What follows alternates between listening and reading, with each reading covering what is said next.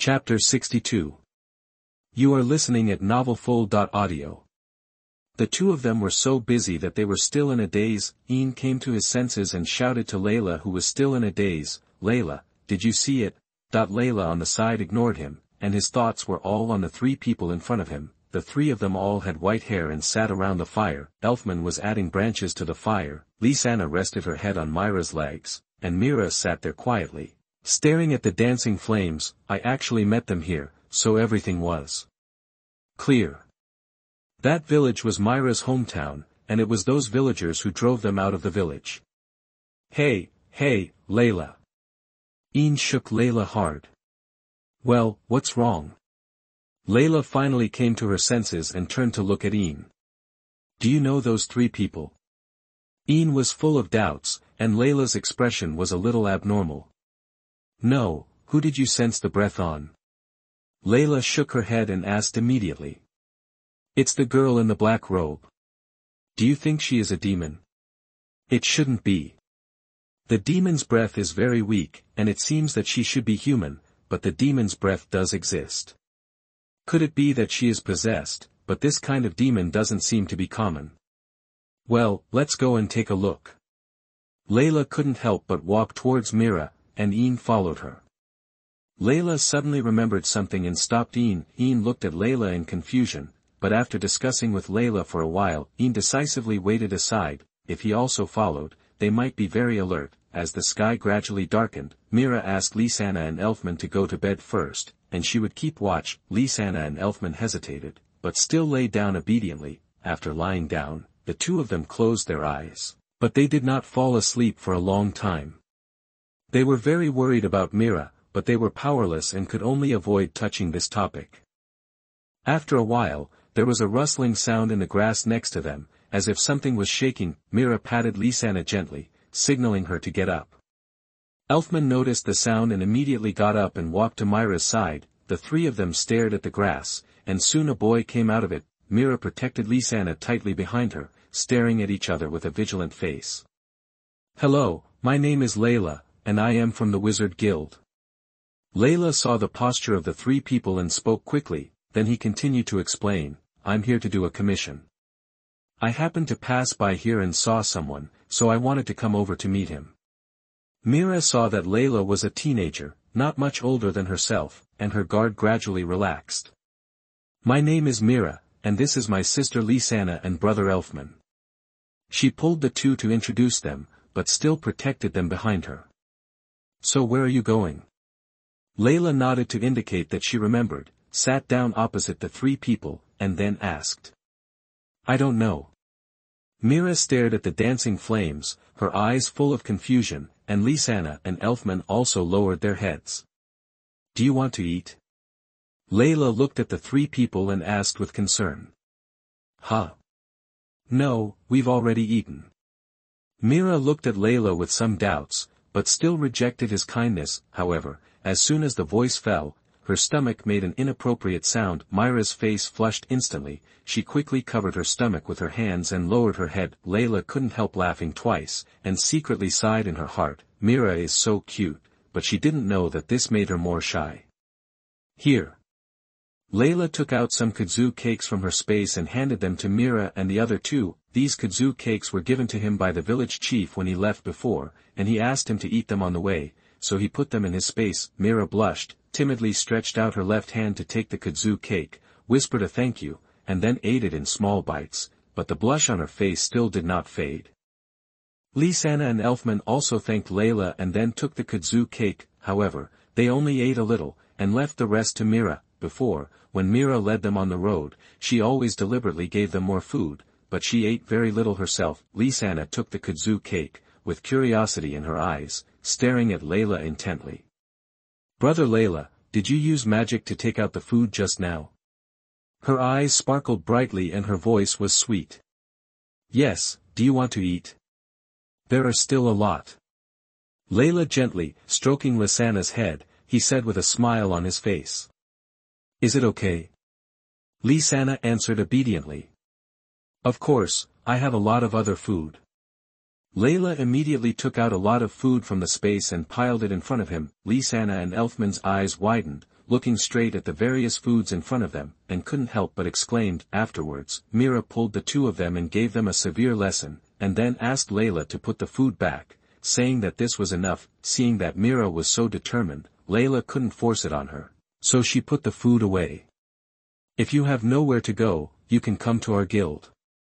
Leila looked at the three people quietly, with the corners of her mouth raised, and said with a smile. The three people were stunned when they heard Leila's words. Lisanna and Elfman turned to look at Mira, and Myra's face showed a trace of bitterness, and she didn't answer. Leila saw that Mira didn't respond for a long time, and she knew that she had some concerns. Suddenly, the bushes shook, and a middle-aged man walked out. Mira immediately stood up and looked at him. Wait, he is my companion, and he is with me. Leila hurriedly explained to Mira. Yeah. Mira relaxed after hearing Leila's words. Leila then introduced Ian to them, and Ian also greeted them friendly. Then, Leila and Ian looked at each other tacitly and talked about business. In fact, we accepted the commission of the village chief in a village before to help eliminate the demon in the church of the next village. But when we rushed to that village, they said that the demon had left. We continued to ask, but they never mentioned it. Later, in order to find the trace of the demon, we came here.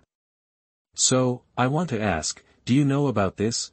Ian said to the three people, and Leila just nodded beside her to indicate that it was true. Seeing this, Ian was helpless, and the silence in his heart had reached the extreme. He said to Leila in telepathy, why do I have to be the bad guy? Leila winked at Ian. Oh, it's okay, it's the same. After Ian said those words, Mira and the other two were stunned. Elfman was the first to react and said loudly, we don't know what demons are. Lisanna also echoed, but Mira looked at Ian and Leila in silence, because she could feel that their eyes were always fixed on her. Seeing that Leila and Ian ignored their words, Mira knew that she might have been discovered. I am the demon they are talking about. Mira looked at Leila deeply and said with a heavy heart. No, Sister Mira is not a demon. Lisanna and Elfman stood in front of Mira, stretched out their hands to stop them, and loudly refuted in their mouths, but tears flowed down involuntarily. Leila took a step forward and wanted to get closer to Mira, but was stopped by Lisanna. Why, Sister Mira obviously saved everyone, but she was possessed by the devil and was driven away. Lisanna said loudly, her tone full of confusion. I know, don't worry, I won't hurt Mira. Leila stepped forward and patted Elfman's shoulder, then touched Lisanna's head and said gently. Seeing that the two did not move away, she whispered again, we are wizards, believe us. Really? The two looked at Leila hopefully.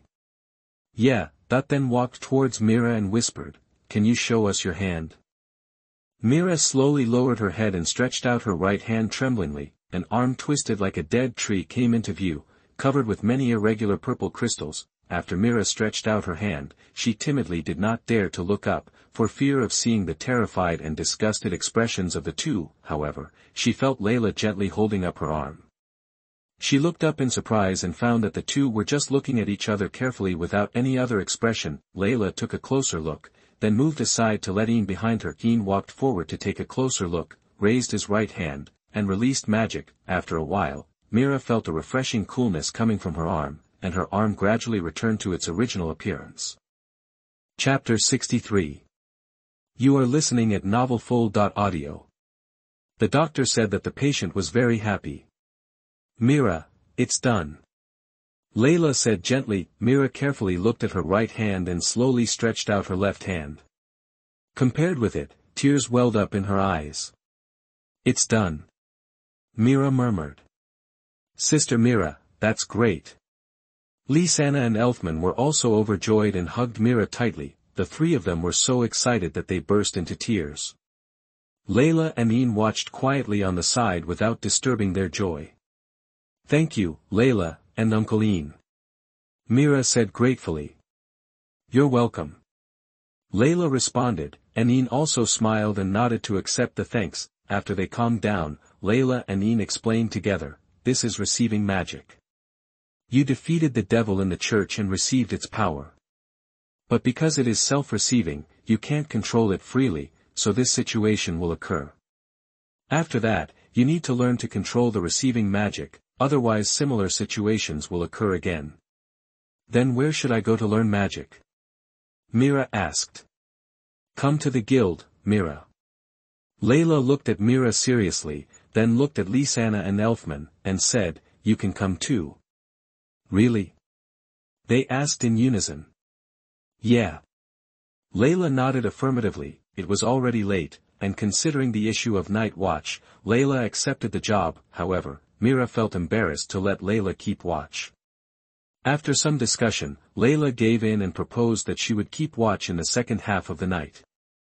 Mira fell asleep at ease, looking at them sleeping peacefully. Leila's mood gradually relaxed. So, it was those villagers who drove them out of the village? Ian suddenly asked in telepathy. Leila picked up a branch and fiddled with it in the fire a few times. The flames burned, and the firelight reflected his face, without any expression. Human ignorance is a sin in itself, coupled with the fear of demons. Even if they knew she was a human, they would not tolerate the threat that she might become a demon. Indeed, but it's good to leave such a village. It is undoubtedly a wise choice. Ian was very moved and agreed with this. After learning the truth, Ian did not stay any longer. Then I'm leaving. Okay, be careful.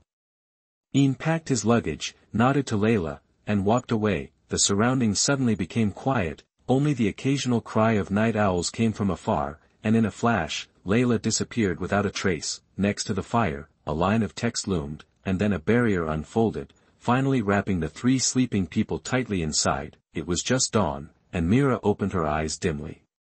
She was still in a daze. When she felt a glimmer of light, she suddenly woke up. She looked aside and saw Leila processing some ribs. Leila put the ribs into the pot and added water, turned his head to make a fire, but found Mira staring at him. Are you awake? Leila said lightly, and at the same time released a ball of flame, lit the fire, and added some firewood to it. Why didn't you wake me up? Mira got up carefully and squatted beside the fire. Seeing that you were sleeping so soundly, I really couldn't bear to wake you up. Leila answered frankly. After hearing these words, Mira couldn't help but feel touched and a little shy. Just when she wanted to say thank you, she was interrupted by Leila. Mira, it's just right that you woke up. I'm not a good cook, so I'll leave the rest to you. Okay.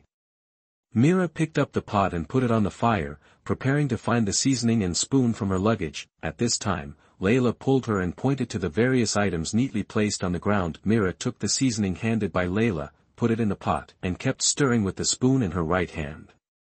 By the way, where is Uncle Ian? Mira realized that someone was missing. He had something urgent to do and left. Oh. Gradually, the strong aroma of the ribs penetrated into the noses of Lisanna and Elfman, who were still sleeping, and then slowly woke up. When they sat up, they saw two people sitting together by the fire, talking and laughing. After that, several people finished the ribs in front of them, and then packed up their things and prepared to go on the road. Hold my hand. Leila said. Mira looked at each other with a puzzled look on her face, and Lisanna and Elfman had the same expression. I used magic to bring, you go over there. Well, okay. Mira stretched out her hand hesitantly, and Leila quickly held it. At the moment of holding it, a gentle touch came, and the weak temperature in the hand was real and illusory. Leila's heartbeat suddenly accelerated. He took a deep breath and quickly adjusted his expression, fearing that he would show any abnormality. You also hold hands, and then grab Mira. Leila turned to Lisanna and Elfman and said. The three looked at the magic circle that appeared under their feet, and they felt dizzy and left the place in the blink of an eye. After many teleportations, they finally arrived in the town. Leila took them to the station, and the train whistled towards Magnolia.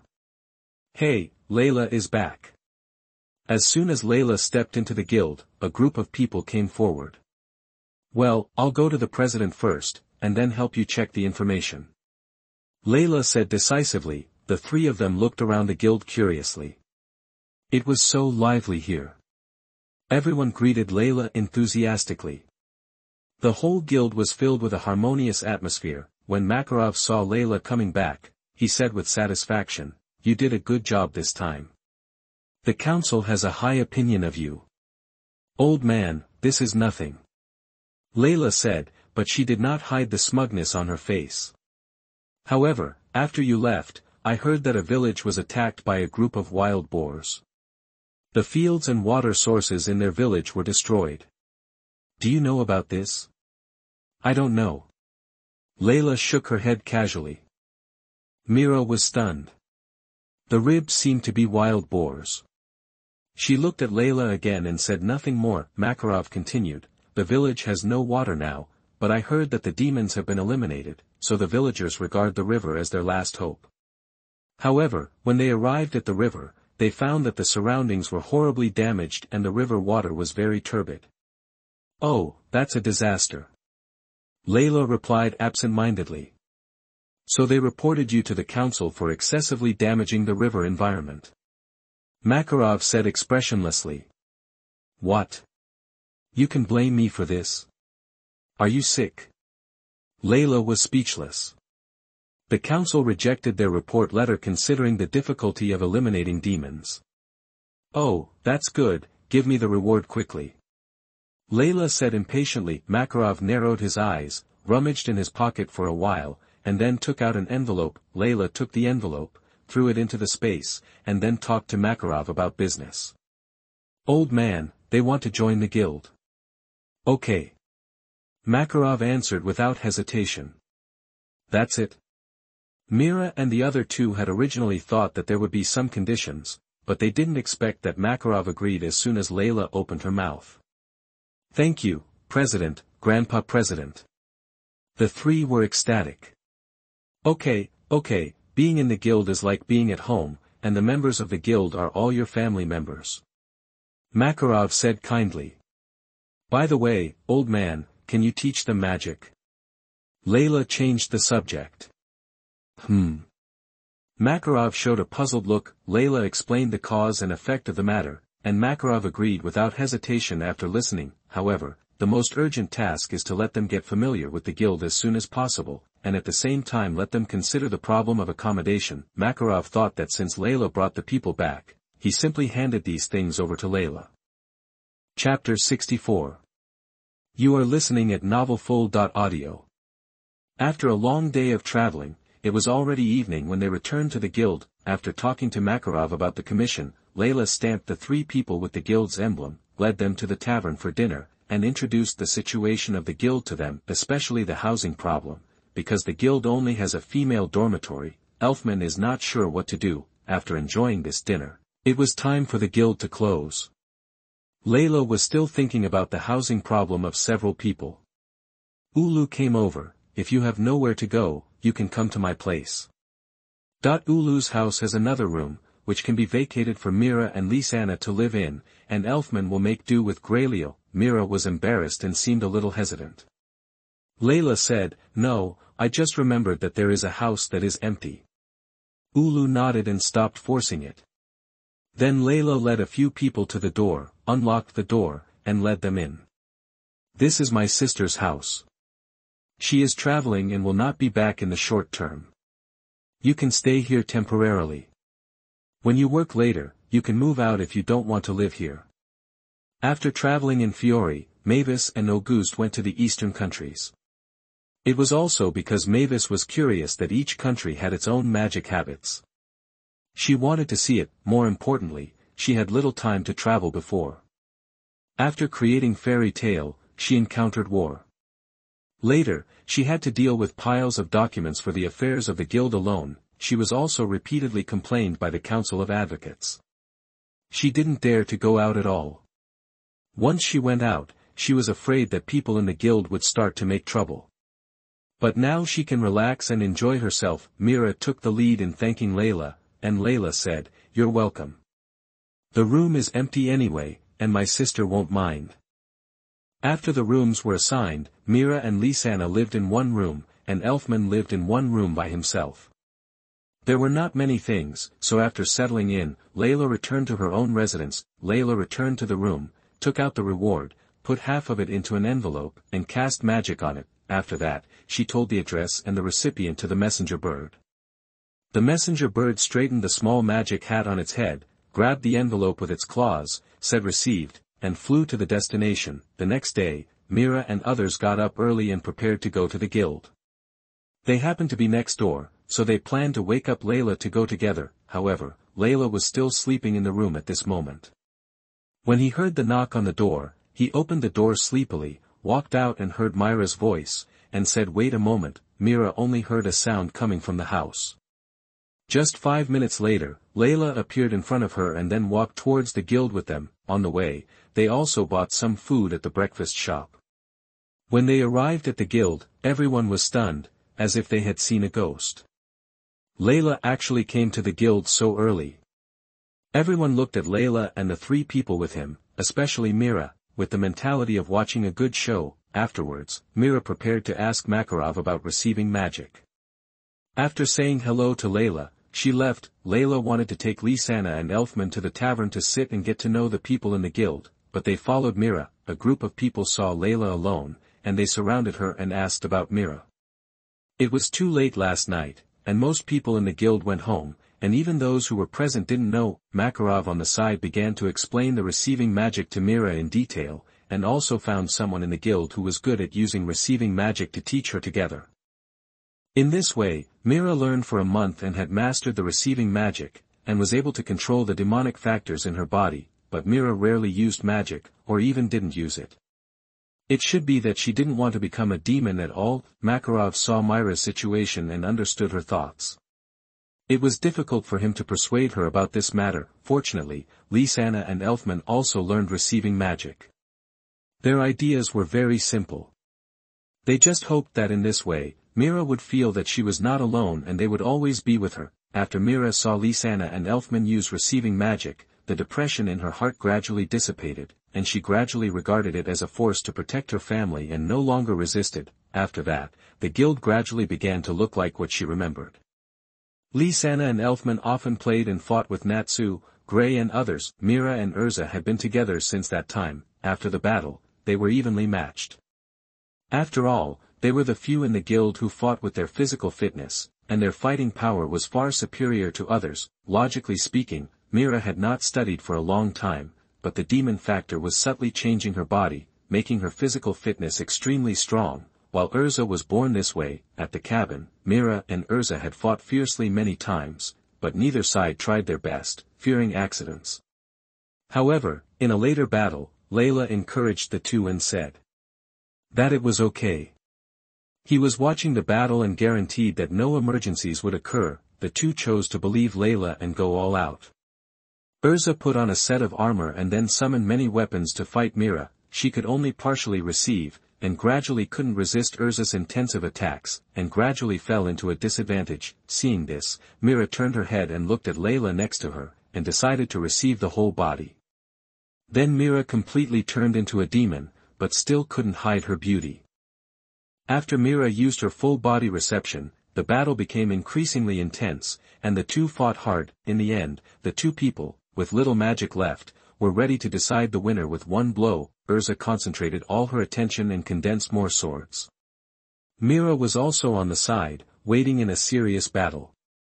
Magic began to gather in her hands, forming a magic bullet. The two people's ultimate moves exuded a dangerous aura that made people's heart palpitate. The barrier was crumbling in the energy fluctuations. Seeing this, Leila hurried over to supply magic to the barrier. Finally, the two people's ultimate moves blasted at each other, and the energy released by the collision between the two stirred up bursts of smoke. In the end, the smoke dissipated, Urza stood in place, and Mira fell down because of the exhaustion of magic. Everyone had expected such an ending. After all, Urza had been exposed to magic for a longer time than Mira, and Mira had not yet fully mastered the full body reception magic. Leila helped Mira sit down to rest, and Urza also stopped and praised sincerely, "Mira, you are already very good. If the magic power is stronger, I might not be able to hold on in the end." Mira smiled and nodded, accepted Urza's praise, and then quietly recovered her strength there. After that, Mira began to train the ability to receive the whole body, but because of the excessive consumption of magic power, she could not fully master it. What surprised Leila was that Mira's personality during this period was very different from the original. She was keen on cooking on weekdays, often wearing a gentle smile, very considerate and completely like the future. However, her dark nature has not changed, and occasionally she will compete with Urza to win or lose, especially when Mira uses magic. Her temper will become a little hot, which should be affected by the devil. Chapter 65. You are listening at novelfull.audio. The three people walked out of the guild. Urza took the lead, Gray and Natsu followed Urza's footsteps and were ready to fight. There was also a group of people who came out to watch the fun, which meant that today was the weekend, so there were a lot of people. Are you two going together today? Urza put her hands on her hips and said to the two people without any concern. I am enough by myself. Natsu shouted without any self-awareness. I should say that. Gray was the same as Natsu. Okay, let's defeat you today, Urza. The two rushed towards Urza. Urza laughed contemptuously, and after a few rounds, the two had several big lumps on their heads and lay on the ground obediently, but Urza was not even covered with a speck of dust. Ha ha ha, Natsu, Gray, you two are so lame. Leila looked at the two lying on the ground and laughed. You really don't learn your lesson. Kana also looked at the two helplessly. Mira watched Urza abuse the two with interest. Lisanna and Elfman were still worried about their situation, and Laxus stood aside and yawned. Altair didn't care about the fight between the few people, but looked around with a strange look. She had just sensed something, but she disappeared after coming out. Who stole my snacks? Urza glared at the two people lying on the ground and grabbed their collars. Seeing that they were still in a daze, she gave each of them a big slap in the face to wake them up. The two of them quickly fled. Urza chased them with her fist raised, and kept asking who stole the food. The two accused each other, saying that the other ate it. Hearing this, Leila suddenly had an ominous premonition. A terrible idea flashed through his mind, and cold sweat dripped down his head. He lay down beside Mira's ear and asked in a trembling voice, Hey, Mira, the snack you gave me before couldn't be. Well, it was Urza's. Mira smiled brightly, and said something chilling in a very ordinary way. Leila was struck by lightning, his body froze instantly, and then quietly left there.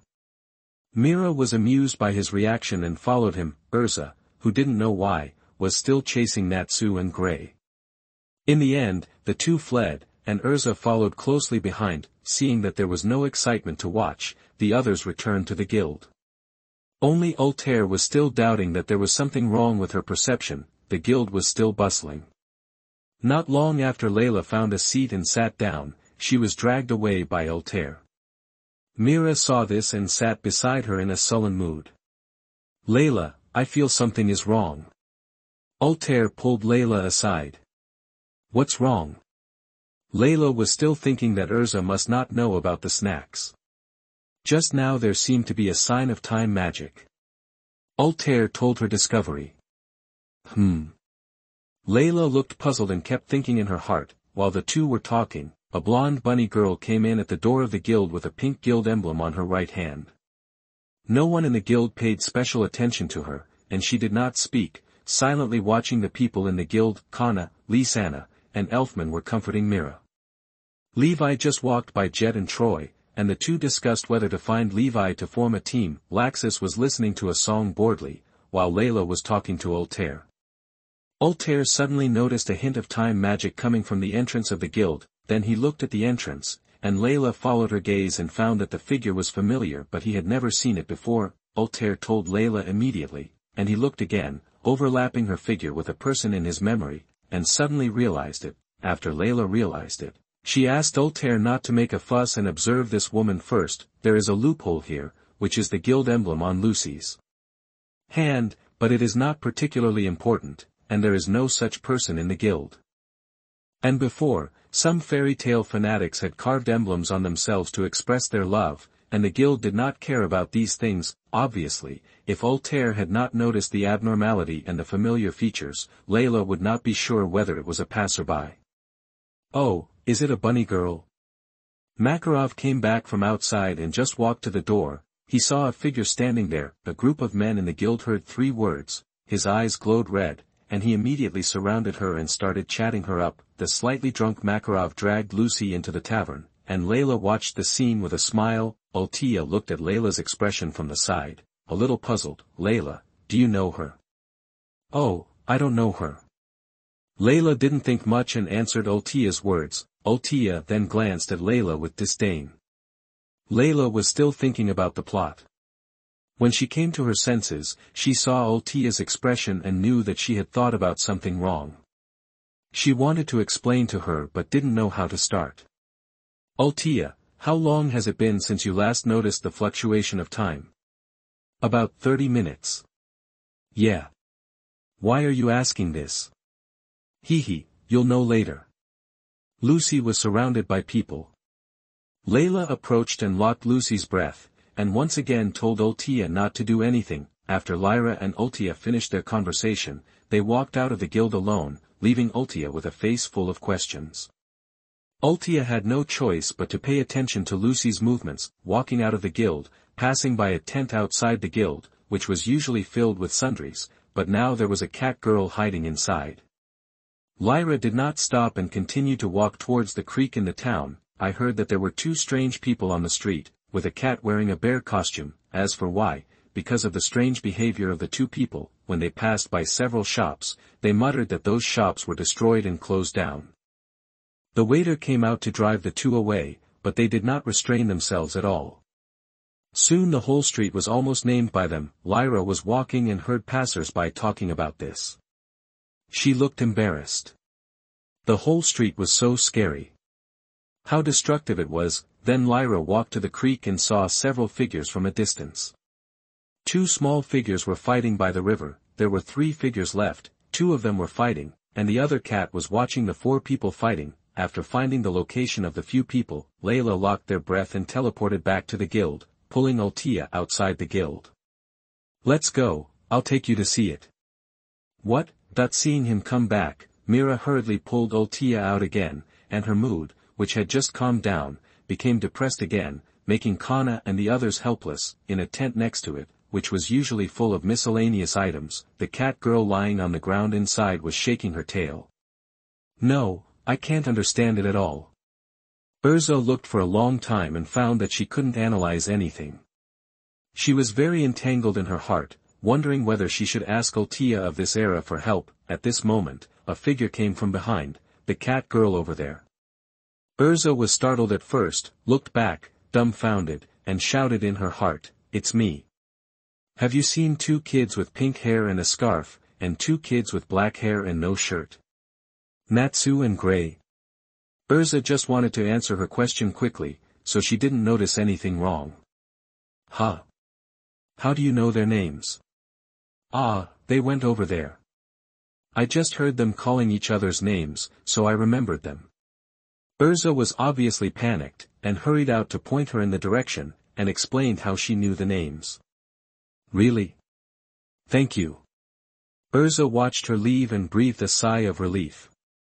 It was a close call. I actually got angry over a snack. I'm so useless, like a child. Go apologize. Urza stood up, looked at her back, and couldn't help but say it. Will I apologize? I know you will. No, I won't apologize. It's their fault for stealing the snacks. How stupid. I don't even have the courage to admit my inner feelings. I am such a hopeless guy. Irusa was just lamenting about her childhood self when she heard a click coming from all around. Chapter 66. You are listening at novelfull.audio.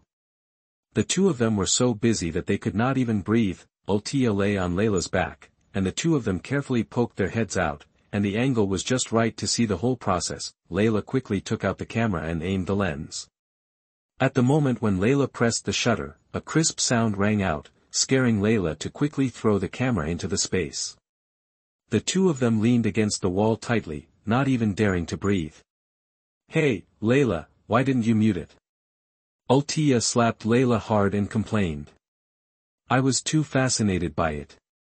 Leila said, but at this time, a sound of footsteps came, getting closer and closer to the two. Why don't you run? Ultia heard the sound and hurriedly reminded Leila. Oh, yes, I forgot. Leila then remembered that she could teleport away. He quickly activated magic and ran away with Ultia. Urza must be more terrifying when she grows up. You know, if you take a sneak shot of her, you will be killed.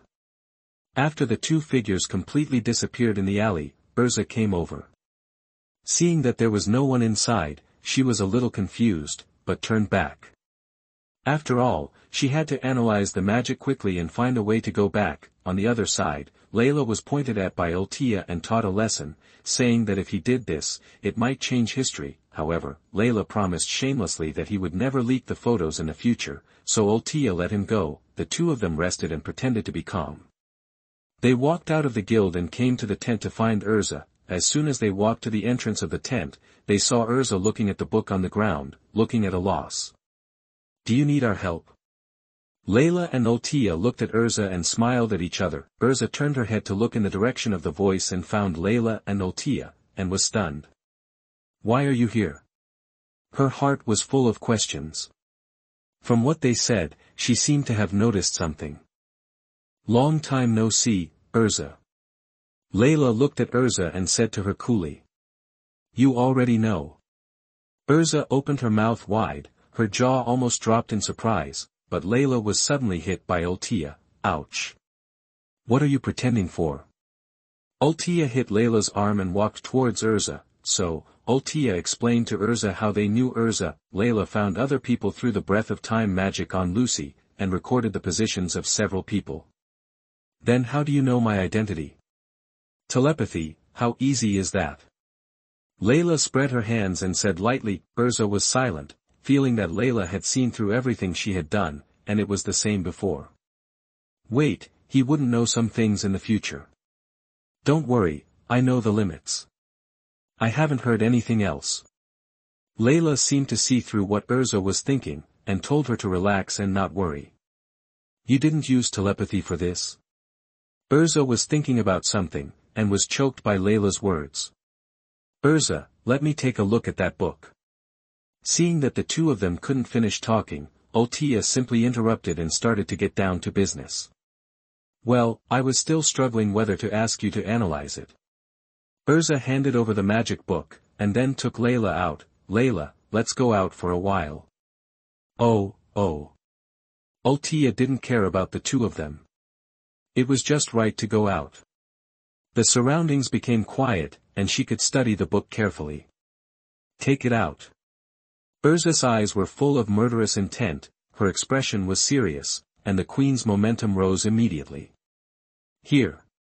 Leila bent down instantly and handed the camera with both hands. Urza took the camera and carefully checked the photos Leila had taken before. In the photo, two girls with crimson hair stood side by side under the sunset, their hair swaying gently in the evening breeze, reflecting the sunset in the sky. Urza took out the magic crystal and photos, and finally returned the camera to Leila. Hey. Leila stretched out her hand but stopped in mid-air and dared not move. Do you have any objection? No. Leila forced a smile and chuckled twice, but she was crying in her heart. It's okay to take the photo, but why take my magic crystal? Okay, I'll keep it first. Don't you know the danger of this photo? Ultair has already said that I won't take it out. Okay, let's go in and ask Ultair about her analysis. Urza said to herself without listening to Leila's explanation. The two walked in. Ultair was still reading the book seriously. After noticing the two people coming in, she immediately said, I still need some time. They didn't interrupt, so Urza asked Leila to set up a spell barrier here to block it. An hour later, Ultair completed the analysis of the most important part of the book. After drawing a conclusion, she couldn't wait to explain the details of this magic book to Urza. This magic book is in an unused state. If it is opened, it will be transmitted to the time and space of memories according to the initial memories of the person who came into contact with it. The validity period is 6 hours. 4 hours have passed now, and there is still some time to stay in this era. Just wait for a while and it will be automatically transmitted back. Iluza thought about her words seriously, but Ultair's voice suddenly paused, and then she looked up at her. However, this book should only be able to transport the person himself. The bunny girl in the guild was also transported here, which means that you should have come into contact with the person in your memory at the moment of casting the magic, so you were also brought into time travel. Then what should we do? Just contact him again when the time is up. I'll go find them now. Don't panic, there's still so much time, and I'm here.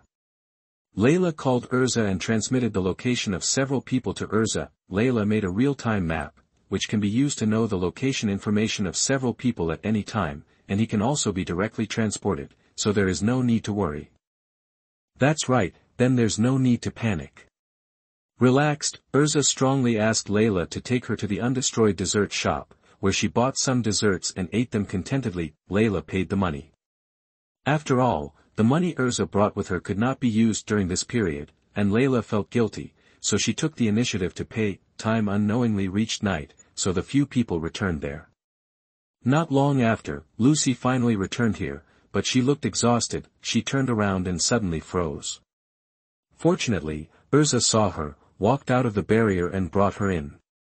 In a blink of an eye, she saw Leila and Altair sitting here chatting. Lucy looked at Urza helplessly, pointing at the two of them with trembling lips. They. Then Urza pulled her to sit down and explained it to her clearly. Seeing Lucy coming back, Urza asked Leila to bring out some food, and the few people sat down to eat. As for why she didn't call Natsu and Gray, Leila said that they should be hungry, and she had no money. Urza thought it was a punishment for them stealing snacks today. The two people who were at the riverside saw the outcome of the final victory. Gray stood up and left contentedly, and Happy followed him, leaving only Natsu kneeling on the ground in a daze. Leila suddenly found that the positions of Gray and Happy had moved. Seeing that the time was almost up, she took a few people to look for them. The few people first walked towards Gray and Happy, and met them on the way. They looked at Leila and Uzumaki, who suddenly appeared. Lucia, with a face full of shock, was exactly the same as Lucy. Then Leila took out some food from the space and handed it to the two. During the conversation, Gray and Happy understood the whole story, and then walked towards the river. At this time, Natsu lowered his head, staring at the little Natsu lying on the ground. His face was bruised and swollen, but he could not accept the reality of losing to Gray.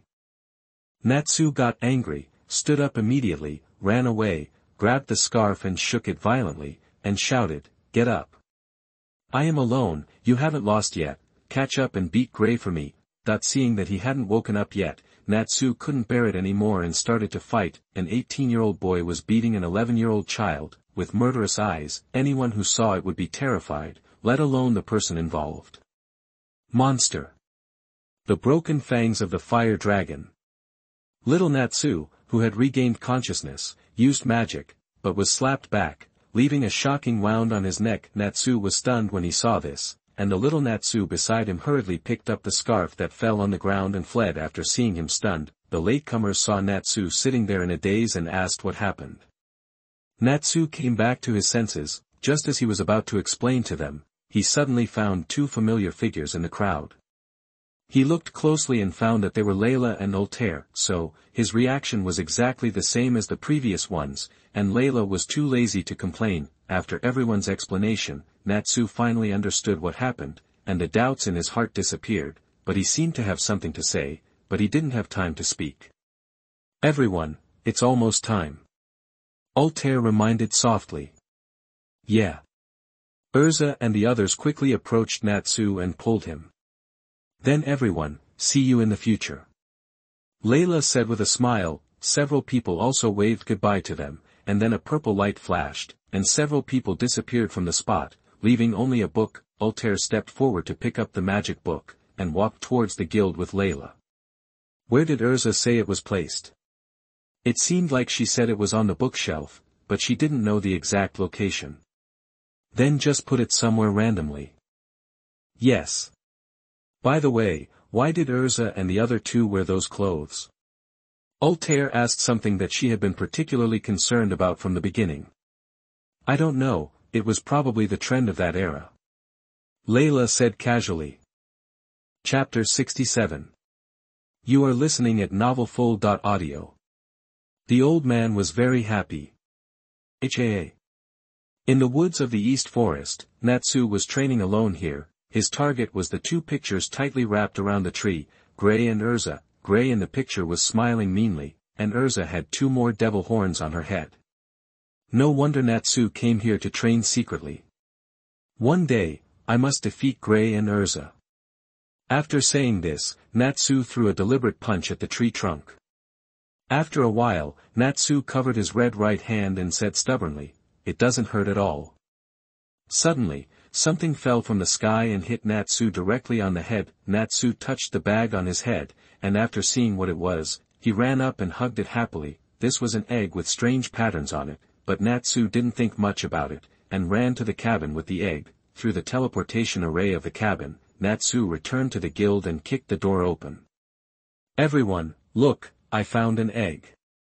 Natsu raised the egg that was almost half the size of his body with both hands and shouted loudly in the guild. Everyone's eyes were attracted by the egg on Natsu's head, and they all exclaimed, "What is that, such a big egg?" Natsu put the egg down, hugged it to his chest, and ran towards Makarov. The old man also looked at it with curiosity. "Where did you find this?" "I picked it up in the East Forest." Natsu replied. "East Forest?" Makarov showed doubts. He had never seen such an egg in the East Forest in all these years. It's rare that Natsu is so considerate. Is he going to share it with everyone? Gray said in a sarcastic tone while wearing shorts. "Gray, put on your clothes." Ulu patted Gray's head and said helplessly. Leo smiled at the side, and was immediately glared back by Gray. "What a joke, this is a dragon egg, of course I have to hatch it." Natsu pouted his lips, his eyes serious. "Dragon?" Kana walked over in confusion, looked at the egg on the ground, and then showed an expression of disbelief. "Look, the pattern here looks like a dragon claw." Natsu found a cushion and gently put the egg on it, and pointed to the blue pattern on the egg. Kana and Gray stood by and looked at it carefully. Even after listening to Natsu's explanation, they couldn't imagine that this was a dragon egg. "So, old man, please hatch the dragon egg quickly." Natsu put his hands on his hips, his face full of confidence. "What are you talking about, you idiot?" Makarov couldn't help but scold him after hearing what Natsu said. Perhaps the old man's reaction was too intense, and the three were shocked after hearing it. Makarov said with a serious expression, "There is no magic in this world that can blaspheme life like this. Life is only born under love, and no magic can defeat love." "What are you talking about? I don't understand it at all."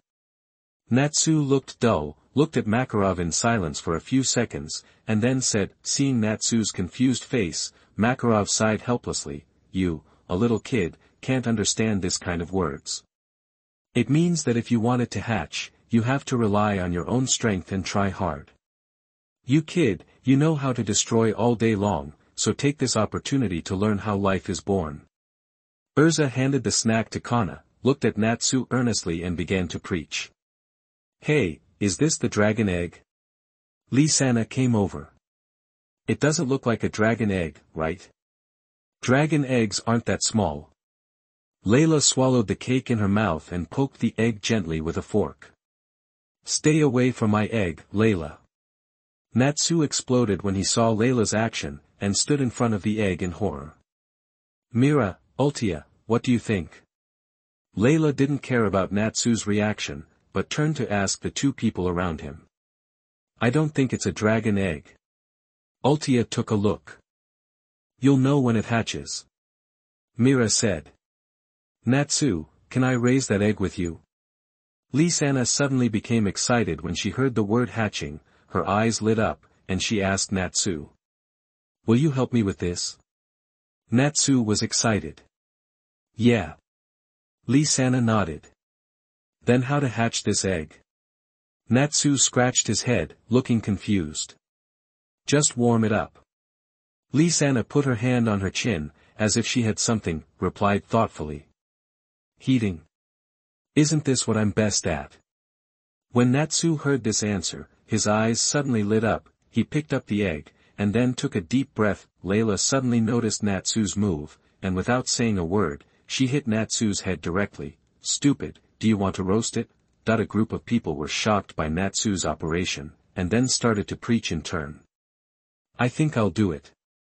Lisana opened her left hand, a pink magic circle bloomed, and then started to receive the whole body, and transformed into a bird. Seeing this, the others nodded and praised. This is the correct way to open it. What is in Natsu's mind? Afterwards, the group came to the east forest. Considering the temperature, Lisanna transformed into a huge rabbit and built a thatched house next to the wooden house. It looked very beautiful, and then carefully put the dragon egg in it. A group of people surrounded the thatched hut, and seeing that nothing happened, they left one after another, leaving only the excited Natsu and Lisanna there. When Leila was about to leave, she suddenly noticed something and looked at a big tree behind her. Mira and Altair noticed Leila's change, and then asked in unison, "What's wrong?" "Oh, nothing, a friend, I'm going to meet him." Leila's expression changed, the corners of her mouth raised, she smiled, and then she disappeared from the spot with a teleportation. The two were left looking at each other in confusion, and then they snorted at the same time and looked away. In the depths of the forest, a figure carrying many magic wands was running fast, and Leila teleported in front of him. "Jalal. You recognize the wrong person, my name is Mr. Gang." Although he was called by his name, Mr. Gang knew that the other party should have mistaken him for Jalal in this world. "I won't make a mistake. How come you are here, Jalal from Edras?" Leila smiled and said seriously. "Huh? Who are you?" Mr. Gang took a breath, shocked, and asked hurriedly. "My name is Leila Sloan, the Wizard of Fairy Tale." Seeing Mr. Gang's unbelievable expression, Leila stopped teasing him and told him that he learned about another parallel world through magic, and he had seen Jalal himself, so he guessed his identity. As for why he said the parallel world he was in at once, it was because he had seen people from Edras in this world. Mr. Gang was skeptical, but seeing that the man in front of him knew so many things and he had been exposed, he simply revealed his cards. Leila continued to ask him why he was here. Mr. Gang said that he came here to pursue the magic reaction of anima, and then he found Exit's egg, but he just came to take a look. Who knew that he was discovered by Leila? When Leila heard this, she looked as if she had suddenly realized something. Then she looked at Mr. Gang again and said, "Mr. Gang, do you want to join our guild?" "I don't." "Don't refuse so quickly. You should also need the salary to buy magic props." Leila glanced at the wand behind Mr. Gang and said, "You don't have to show up in the guild, you are not bound by restrictions, and you can also receive well-paid commissions. How about it? Consider it." It must be said that Mr. Gang was indeed tempted. After thinking for a moment, he said, "Okay. Okay, you will come back to the guild with me later." After Leila and Mr. Gang agreed on a time, they returned to the guild. As night fell, most people in the guild had left. Leila brought Makarov to the intelligence room, where Mr. Gang had been waiting. After the three talked for a while, Makarov readily agreed to Miskin's joining. That night, Miskin took a commission and left. When he left, he asked Leila for a favor, and Leila nodded and agreed. A few days later, Laxus returned to the guild after completing the commission. He heard people in the guild talking about the dragon egg. He immediately went to Leila to find out the truth. After learning the truth, Laxus also looked uninterested. At this time, Natsu and Lisanna ran over breathlessly. "The egg is gone." Lisanna was so anxious that she almost cried, and Natsu asked everyone he caught, but nothing was found. Elfman walked in from outside holding the egg. "Natsu, Lisanna, I'm sorry." "It's you." "Elfman." Natsu shouted angrily, and Lisanna couldn't believe it. "I didn't go to steal the eggs. I saw that the air was so cold at night and Natsu was sleeping so badly that he didn't care about the life or death of the eggs, so I quietly helped warm the eggs by myself." "So. Hey, Elfman, you are such a man." Natsu took the egg and praised Elfman again. Hee hee. Elfman laughed shyly when he heard Natsu's praise. At this time, the dragon egg suddenly cracked, and then it shook. After noticing it, everyone in the guild came closer. Then the dragon egg suddenly broke into pieces, and a blue light flew into the air, gradually dissipated, revealing its figure. Meow. Cat. A group of people were shocked. This blue cat, with two wings on its back, slowly landed on Natsu's head, and then the wings disappeared, and the cat sat on Natsu's head. "Love. So cute." Lisanna clasped her hands together, tilted her head and looked at the little cat, with love flashing in her eyes. Natsu, everyone in the guild is very happy, it's like a blue cat that can bring happiness. Calling happiness? Then, let's name this little guy Harpy. Harpy's ears twitched, and then he spread his limbs and happily accepted the name, Love. It's Harpy, the son of the dragon. Natsu held Harpy and shouted. Lilas on the side watched this scene with a smile, then let's draw it as a dragon. Chapter 68. You are listening at novelfull.audio. The two of them were busy, Makarov sat upright on the chair, raised his head, stared at Leila sitting opposite him, and asked, how is the situation? Well, he is indeed looking for something related to the guild, and he has been looking in many places during this period. Leila said calmly, some time ago, after Ivan returned to the guild, he was absent-minded all day, and then began to wander around the guild intentionally or unintentionally. One night, when Makarov was resting in the guild, he found a strange figure looking around in the guild. At night, the spell barrier set by Leila will automatically open, and it will be generated by absorbing the energy of the magic crystal. In theory, no one else can enter the guild unless they are members of the guild. Makarov followed him with doubts, and then followed the figure to the library of the guild. The man cast a lighting magic and kept looking for magic books on the bookshelf. Makarov saw his face clearly, but was surprised to find that it was a face he was very familiar with, Ivan. When Ivan came back, Makarov asked him what happened, because he saw that Ivan looked a little absent-minded, but Ivan didn't say anything, just stared at him and left without saying a word. Now that he found Ivan's abnormality, Makarov calmed down, did not directly warn him, and did not confront him. After all, he knew that Ivan would never explain to him, and his attitude that day explained everything. After that, he found Leila and asked Leila to follow Ivan. Leila agreed, and then he had been secretly observing Ivan during this period. Ivan first turned the guild upside down, and found nothing and searched around in some suspicious places in Magnolia. This state lasted until a few days ago, when he went to Harujin to rent a boat and sail towards the direction of Tianlang Island, with Leila following him all the way. On Tianlang Island, he searched everywhere but found no clues, and then returned to the guild. Leila, do you know what he is looking for? Makarov looked serious, staring at Leila. I heard it at the time, it seemed to be called luminous starlight. Seeing this, Leila did not hide it. He did hear Ivan mention this name in his heart. What? Makarov was shocked and clenched his fists involuntarily. Leila remained silent and waited quietly for Makarov's decision. How is it possible? How did he know? Makarov could no longer sit still. He paced around the room like an ant on a hot pot, muttering in his mouth. Leila, you must never tell anyone about this matter and that name. Makarov looked at Leila seriously. Yeah. Where's Ivan? He's in the guild now. Go and call him for me. Makarov said anxiously. Ivan walked into the president's room, and no sound came out. Not long after, only Makarov came out, and Ivan disappeared. Then, Makarov announced in the guild that Ivan was expelled from the guild. After that, there was a quarrel in the president's room. Laxus couldn't understand the decision of his grandfather Makarov. As soon as he heard the news, he found Makarov. Grandpa, why did you expel Dad from the guild?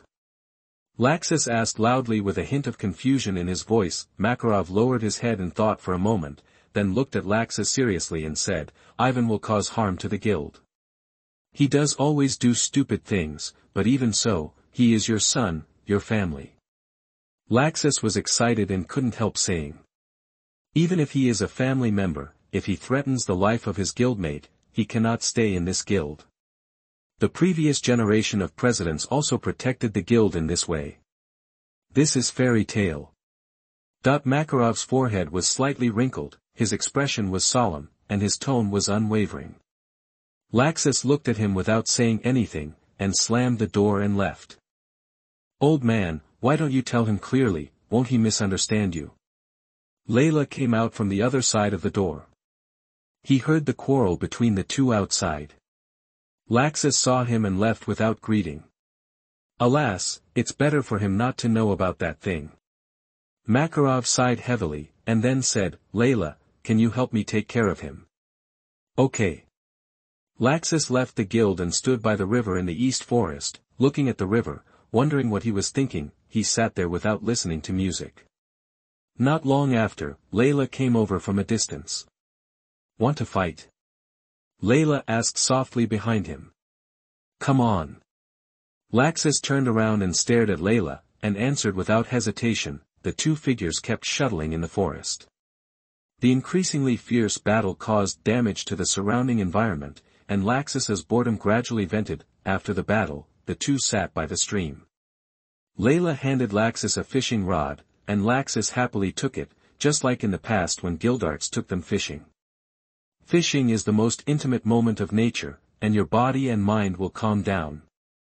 After that, although Gildarts went out to work, the two would still fish here and enjoy the quiet moments.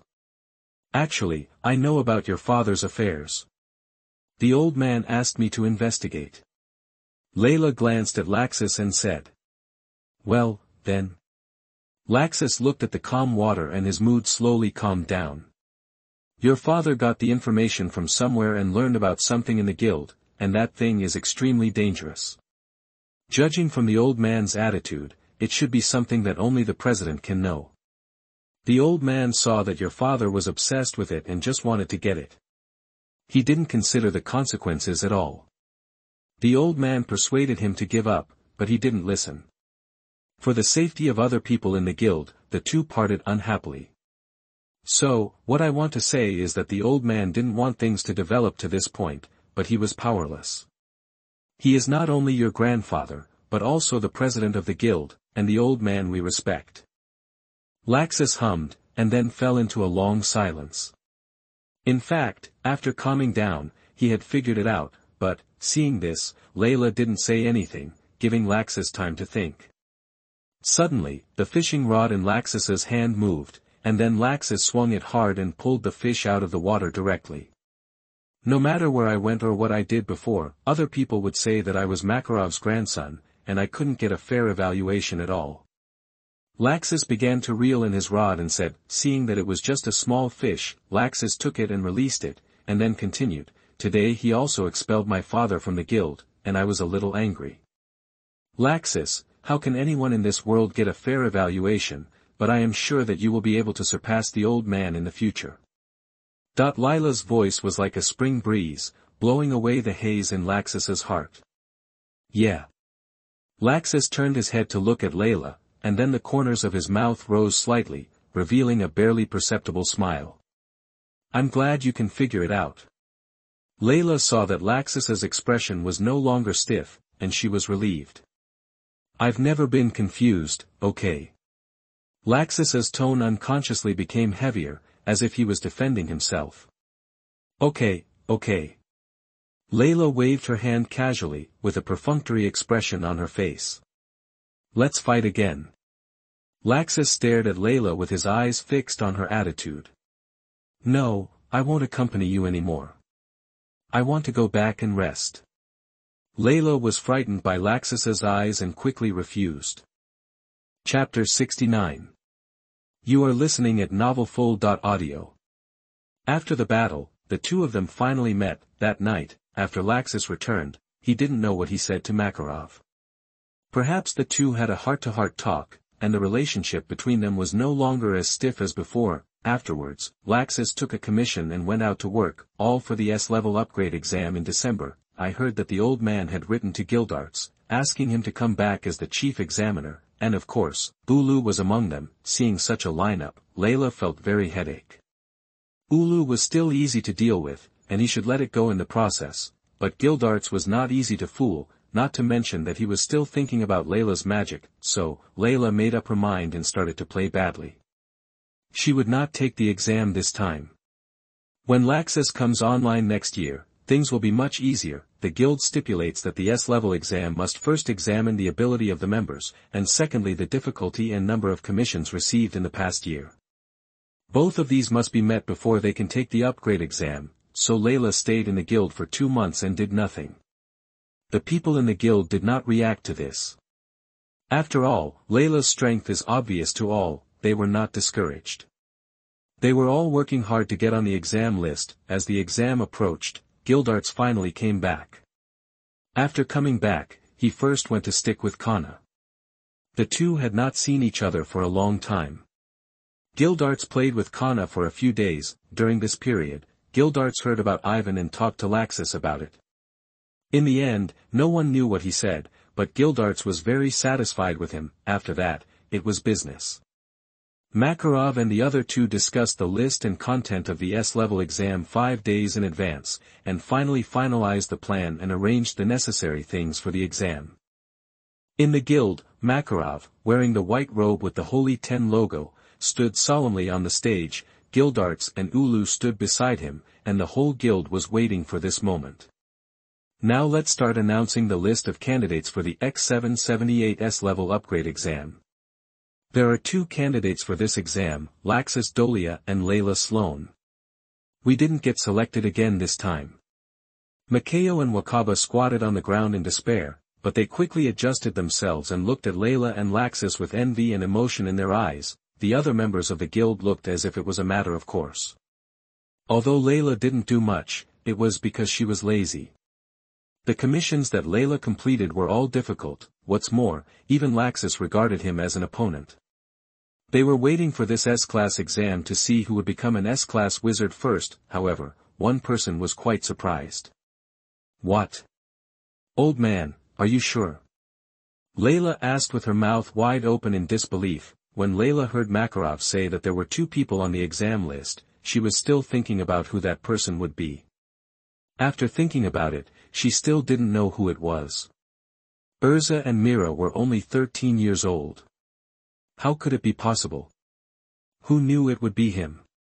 He could never have thought that he was ready to lie down and give up, and it would be his turn without completing the task. That's right, you and Laxus will meet in Harjan, and then go to Tenro Island to prepare for the exam. I'll tell you the content of the exam when I get it. Makarov looked at Leila's look, and his heart was like a mirror, knowing that this kid must have done it on purpose, wanting to be lazy and not participate in this S-class exam. He had originally thought of not letting Leila take the S-class exam. Leila had indeed not done enough commissions. If she passed the exam and reported the information to the council, it might get stuck. However, Leila's demon commission was well evaluated, so it shouldn't be a problem. The most important thing is to give Leila a warning. How can she be so leisurely when she is lazy and doesn't work all day? I heard that he was more interested in S-class commissions before, so let him become an S-class wizard later. He has to deal with so many things all day long, and he can only drink a little wine to relieve fatigue, but Leila is doing nothing in the guild all day. Later, I thought carefully, the examiner of this S-class exam is the strongest one. If Laxus passed the exam, wouldn't Laxus be the examiner in the future, and Leila would be relieved? No, this must not be done. Leila must be there this year. Leila, you can't hide, let's see who will become an S-class wizard first. Laxus stared at Leila, with a playful smile in her eyes. Obviously, Leila's defeat made him feel extremely happy. Don't cry when the time comes. Leila had no choice but to accept the fact. Seeing Laxus' provocation, she also made a harsh remark. Leila, come on, I believe in you. Mira stood aside and said softly. Well, thank you. Leila smiled slightly and nodded. Leila, why don't you place a teleportation array on Tenro Island? Ultia asked curiously with a puzzled look on her face. Well, the old man came to me before, and I went to see it. There was a barrier set up on the island, and I can't handle that barrier. Leila couldn't help feeling a little regretful. Makarov asked the two to meet in Harjan. Laxus set off for Harjan early, and Leila took the train slowly. After arriving, they took the guild's special ship to Tenro Island together. On the boat, 4 people were sitting on the deck, with a parasol in the middle. Leila took out cold drinks from the space and handed them to the 3 people, enjoying the sun bath. Although it is December now, the ocean currents have brought all the heat, so that the temperature of this sea is equivalent to that of summer. As for why there are 4 people, because Laxus hid in the lounge early, the physique of the Dragon Slayer wizard began to show. Leila wanted to take pictures and record it, but Laxus didn't give her the chance. After several people enjoyed it, Wooloo stood up and looked at the island getting closer and closer in the distance. She couldn't help but sigh. Although she had seen it once, she could still intuitively feel that the uniqueness of Tianlang Island was worthy of being the holy land of fairy tale. After docking, several people got off the boat and finally arrived on the island. Wooloo only felt a stream of magic flowing in her body like a spring, and her body and mind relaxed. Wooloo had only come twice, once a few days ago to arrange things, and then this time, previously, her S-level exam was just a formality and she passed it easily. In the following years, since the guild members could not meet the requirements, the S-level exam was not held again, which also shows the strictness of the examination. What about this exam, huh? Makarov coughed twice and was about to introduce the matters of this exam, but found that one person was missing. Makarov looked embarrassed and said, "Leila, go and bring Laxus down." "Oh no, I forgot about him." Leila teleported directly to the lounge in the cabin. Laxus was lying on the bed and everyone had forgotten about him. Laxus knew that this exam would be held on Tianlang Island, so he knew that he was doomed. He hid in the lounge as soon as he got on the ship. If it weren't for the S-level exam, he would not take the boat and go directly with magic, but this time the examiner and the opponent were not easy to deal with, so he couldn't consume too much magic power. "Laxus, we're here." Leila patted Laxus and woke him up. "Yeah." Laxus opened his eyes with difficulty and said in a daze, then he slowly stood up. Before he could stand firmly, the surrounding environment changed in an instant and he was already on the island. "Okay, everyone is here. Now I will start to introduce the rules of this exam." Makarov began to announce when he saw that they were ready. Chapter 70. You are listening at novelfull.audio. The test was conducted in a hurry. This test is divided into 3 rounds. In the first round, there are many magic stones scattered on the island. All you have to do is collect them. The person with the most magic stones wins this round and gets 1 point. Makarov touched his beard and explained the rules seriously. No limit on fighting, no limit on means, you can rob the opponent, the time is 3 hours. Makarov added, and at the same time looked at the watch on his hand. At this time, the hour hand pointed to 9 o'clock. This is a magic package. There is enough space inside. You can store it inside after finding the magic stone. Makarov took out 2 packages from his back and gave them to the 2 people. The first round of assessment is over. Gather here. Next, the S-level exam begins. Before the words fell, the 2 disappeared from the spot and quickly entered the forest. Makarov and the other 2 began to move the supplies on the ship and set up a tent on the spot. Leila and Laxus were very tacit and started searching from both sides of the island. Leila used magic to take in the entire Tianlang Island, and then began to look for the magic stone, and used the super ancient document magic to record the breath on it, so as to obtain the distribution map of the magic stone on the entire island. From the map, Laxus's magic stone collection speed is very fast. Leila no longer hesitated, and directly used teleportation with all her strength, constantly shuttling through the forest, and took a magic stone into her pocket when she found it. The same is true for Laxus. He turned into lightning, and his speed was comparable to Leila, but he still needed to sense the breath of the magic stone, so he would be a little slower. As time passed little by little, the distance between the 2 people became closer and closer, and they gradually became aware of each other's existence. Leila could clearly see a huge dot appearing in front of her on the map, so she simply stayed there and waited for Laxus to come over. Laxus also smelled Leila's scent, and the 2 of them met directly without any hesitation. "Leila, how many did you find?" Laxus asked directly. 56, how about you? 44. Then. As Leila was about to speak, Laxus turned into a lightning bolt and attacked him, but unfortunately, he was blocked by an invisible wall as soon as he approached Leila. "Why don't you listen to me? So impatient?"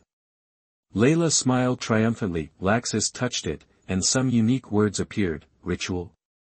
I was wondering why you were waiting for me there. It turns out you were waiting for me to step into the trap." "Laxus, just wait until the time is up." Leila shook her head and prepared to leave, but suddenly a gust of wind hit him from behind. Leila turned her head and saw a fist with lightning rushing towards his face like a cannonball. Leila quickly teleported away. Laxus was still in the ritual, and another Laxus appeared in front of him outside. Thought body. Laxus, you are also starting to play tricks. Leila looked at Laxus and couldn't help sighing. Didn't I learn that from you? Laxus chuckled and continued to attack, but Leila dodged them all. It's meaningless if I can't hit it, Laxus, I'm going to leave if you keep doing this. Leila said easily while dodging Laxus's attack. Laxus was not discouraged. Although Leila kept mocking him, he still kept his own rhythm. Gradually, Leila's figure gradually approached the barrier, and Laxus was also looking at him. Suddenly, an attack hit Leila from behind and directly knocked him out. Leila was also struck by lightning, and felt numb all over, and also emitted a trace of electricity. Laxus took advantage of the situation and wanted to pursue her, but unfortunately Leila teleported away directly while being knocked away. You actually learned the technique? Leila watched from a distance, feeling depressed. She really didn't expect Laxus to have a hidden trick. I learned it just to guard against you. Laxus said, and two figures rushed towards Leila. Then Leila was entangled by Laxus. Although she could avoid the attack of one person, the other would also approach quickly. Several times, she almost attacked Leila. Hey, Laxus, 2 against 1, it's too bullying. A voice sounded from a tree in the distance. After Laxus stopped, he looked over there and found that Leila's smell was stronger over there. Obviously, the one in front of him was a clone. Leila smiled at Laxus with a hint of ridicule, and took out the package.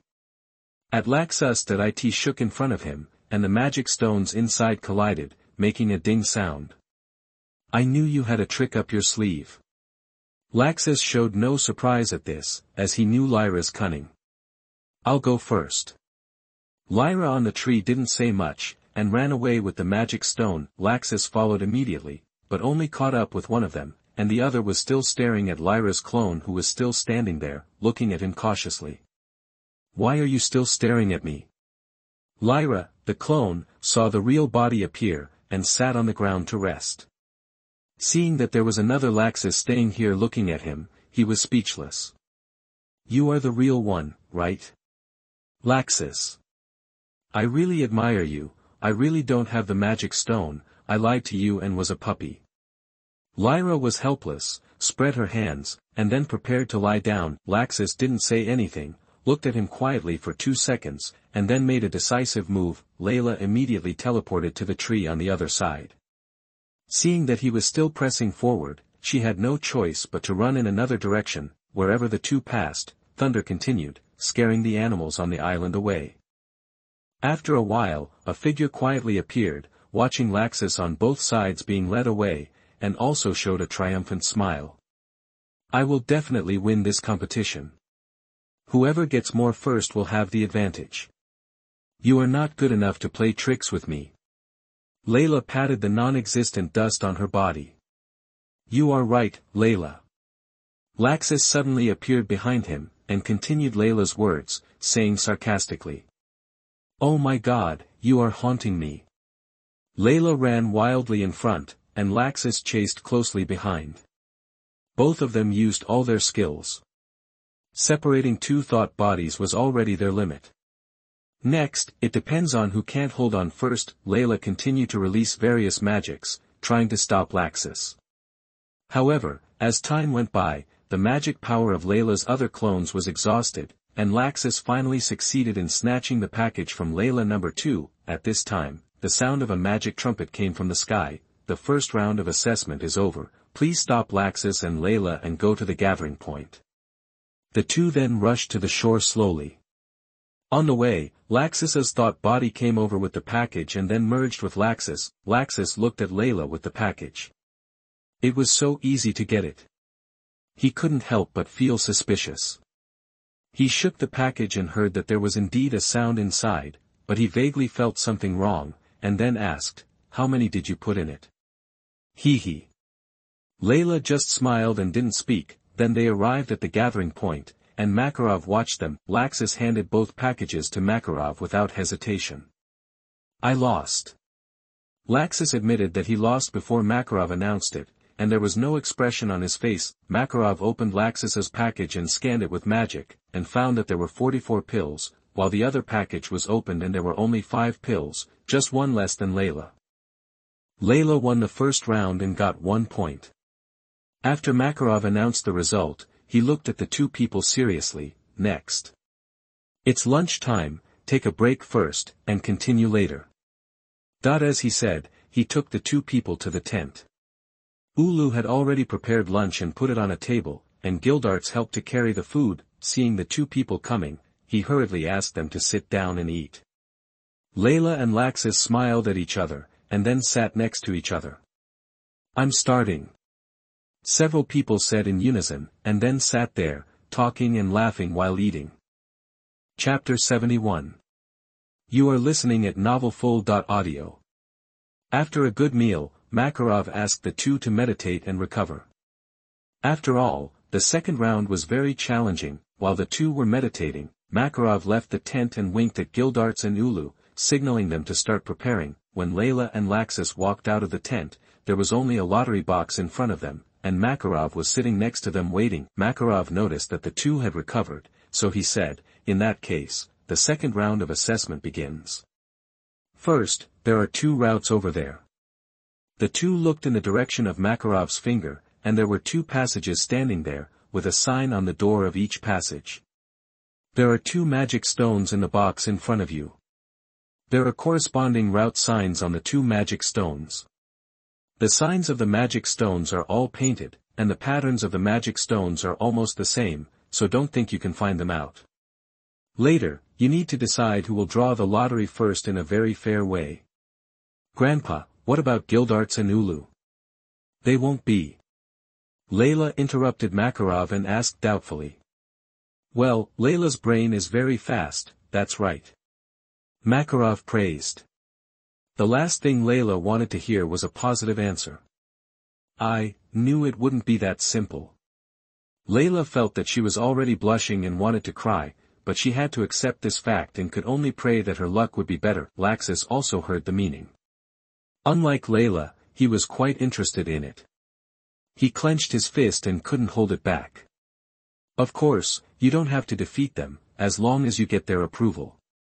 If one party is not recognized, the other party can get 1 point. If you both get recognition, the one who passes first wins. As for the last case, I believe that you will have no problem with your strength. Okay, let's decide who will draw first. Makarov said, and then paused. The two were waiting for him to tell them how to decide. Rock, scissors, paper. Makarov looked at the two people with a serious expression and a hint of firmness in his eyes, and said seriously. Both Leila and Laxus were speechless, and finally had no choice but to accept this method. Rock, scissors, paper. Ha, Leila, I won. Laxus held out a rock, and Leila held out scissors. Laxus smiled contemptuously. Don't be happy too early. Leila stared at Laxus's back, secretly cursing Laxus for drawing Gildarts in her heart. Laxus reached his hand into the hole of the box, and after feeling the magic stone, he took it out and put it in his palm. There was a snowflake mark on it. What is it? Leila immediately ran up to check the mark of the magic stone in Laxus's hand. Laxus smacked his lips. He had guessed his opponent at a glance. After seeing Laxus's magic stone, Leila walked forward in a daze and took out the last one inside. There was a stone mark clearly drawn on it. Okay, since the route has been chosen, I won't say much. The second round of assessment begins, and the content is to obtain the approval of the examiner. Makarov saw that the two had finished drawing lots and began to announce the start. Alas, it's over. Leila looked at the magic stone in her hand. The mark on it was particularly obvious. She looked at Laxus's again, and despair instantly swept over like a tide. Come on, Leila.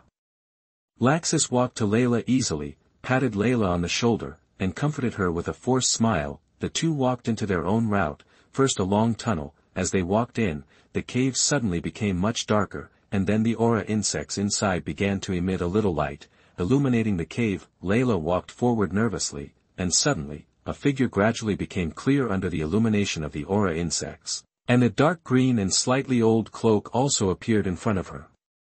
It was vaguely seen that there was a cute puppy pattern patch on it, which was sewn by Kana. The orange big back hair, the resolute face, and the hearty smile. "It's you, Leila." "Uncle, why?" Leila didn't know whether to laugh or cry. Although she had guessed it long ago, she still couldn't accept it. "Okay, Leila, take this opportunity to let me see your magic," Gildart said with a smile. "Oh, it's really troublesome."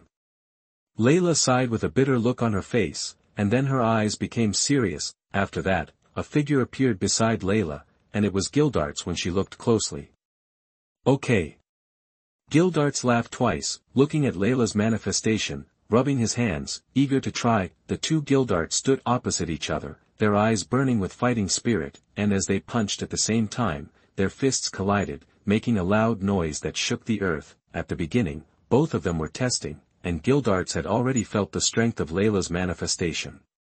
His strength was close, but still slightly inferior, because there were few opportunities for Gildarts to take action, and Leila's manifestation of Gildarts was still a little insufficient. On the other side, Leila was watching the fight between the two seriously.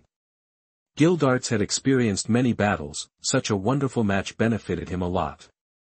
Moreover, he could observe Gildarts closely and improve the combat power of his clone. Gildarts and his clone started a fierce fight.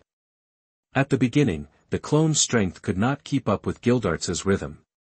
Each attack was half a beat slower than the original body, but soon the clone's strength gradually increased and was comparable to him. Every time the fists collided, the surrounding air vibrated violently, as if to tear the entire space apart. The ground under his feet would crack with each attack. "Ha ha ha, Leila, not bad, can you increase the strength a little more?" Gildarts became more and more excited as he fought, and then he cast a magic. A white light hit the clone like lightning, and the clone was not to be outdone and released magic to respond. "Don't force me. I've been working hard." Leila stood far away, avoiding the aftermath of the fight between the two, feeling extremely depressed. His magic power was consumed crazily in the battle with Gildarts, and now it was already very good to be able to tie with the original body. Gildarts showed a regretful expression when he heard Leila's answer, and then stopped smiling. His eyes became sharp, staring at the clone closely, and an unimaginable pressure burst out. Gildart's whole body was wrapped in white magic power, condensed into a force, and then released. Leila could feel the desperate magic power from a distance. Gildarts quickly moved forward and arrived in front of the clone in an instant, giving it a heavy punch. At this time, a deafening sound came from behind. The clone tried his best to take the punch, and the ground was shaking under his feet, shattered by the aftermath of the two. The gravel and dust flew up, forming a misty dust fog. However, the two people who were wrapped up, their eyes were firmly locked on each other. They continued to attack each other with their fists, and each attack would roll up a gray fog. As the battle became more and more intense, the clone began to gradually fail.